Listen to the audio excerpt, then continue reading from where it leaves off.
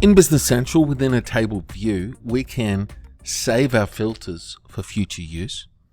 Let's go to the filter pane and let's set up a filter similar to what I've used before. Blocked. Let's set up to block shipped and invoiced. Let's add an additional filter to filter by location main. And from here, you can save as or click the save icon.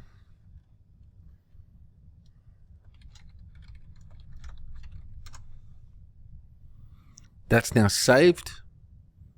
You'll notice if I close the filter pane, I can now refer to it quickly just by changing the filter view.